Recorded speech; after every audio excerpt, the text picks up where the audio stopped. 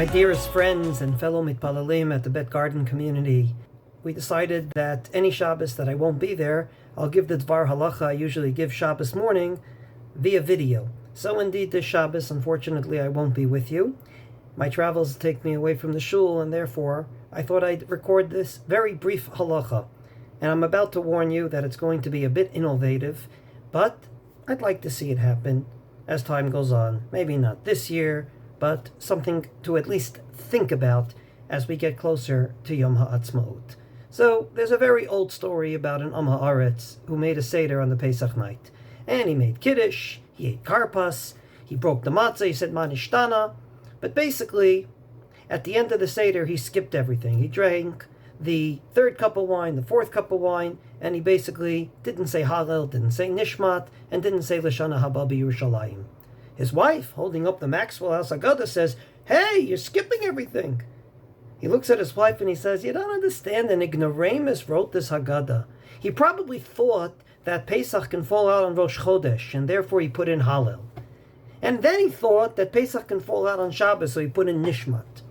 And then he thought that Pesach can fall out on Yom Kippur, so he put in L'shana haba b'Yerushalayim, like we sing at the end of Ne'ilah. He was an Am Haaretz, he didn't know what he's doing. I know what I'm doing." I hate to say it, but I get that feeling every year on Yom HaAtzmaut.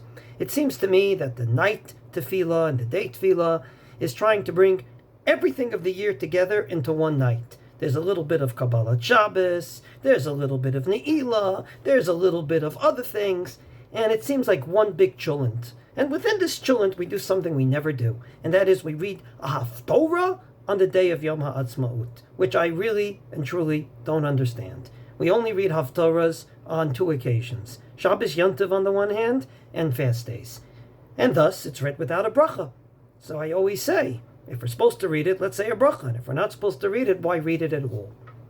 But that Haftorah that was chosen for Yom HaAtzmaut, which happens to be the Haftorah for the 8th day of Pesach outside of Israel, couldn't have been more appropriate.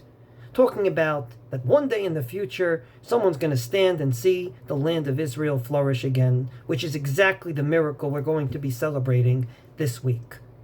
So I don't think that we should skip over this Haftorah, but I think we should make one little change. It should not be read on a weekday of Yom HaAtzmaut.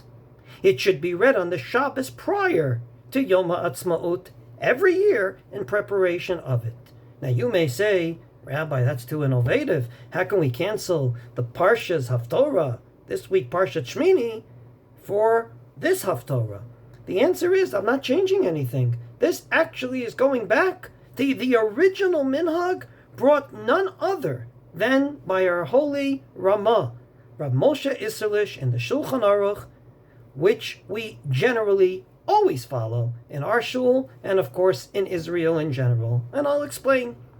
The Ramah says that there's special Haftorahs during the year. We know many of them for the 4 Parshas, the 3 Haftorahs before Tisha B'Av and the 7 afterwards, in which you don't read a Haftorah מעין הפרשה. You don't read the Haftorah that has to do with the Parsha of the week, but rather with the occasion of the year. To the extent that the Ramah says, ונוהגין להפטיר בחתונה sos asis, at an uproof, a personal simcha, you throw away the Haftorah of the week, unless it's one of these special Haftorahs, and you ultimately read sos asis, ואין דוחין בפניה שום הפטרה הנזכרת כאן, ולא שדרת פרשיות, ולא של ראש חודש, ולא של מחר חודש, או חנוכה או שירה.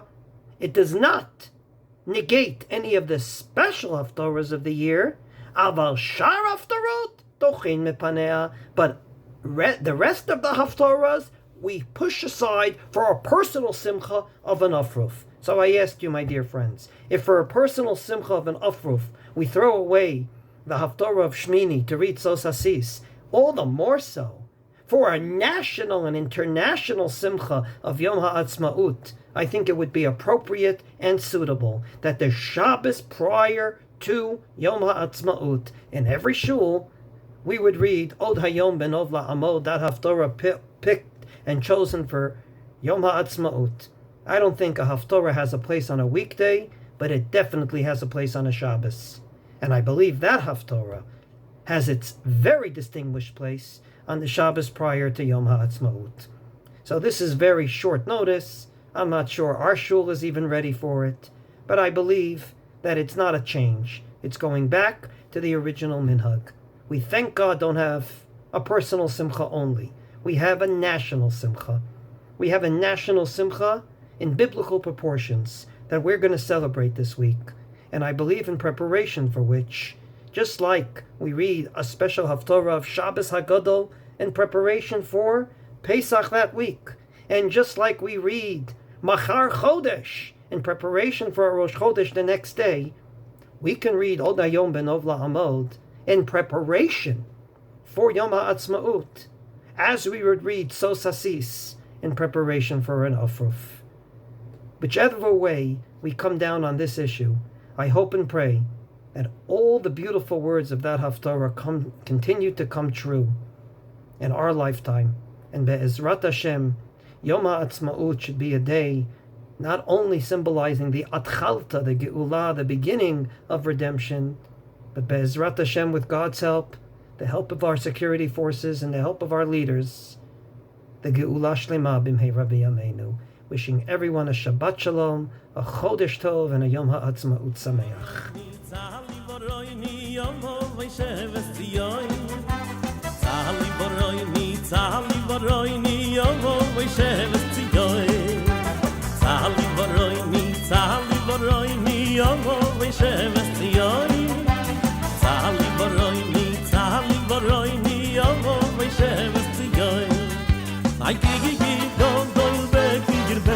Kedosh Yisrael, I give you don't back to your bed.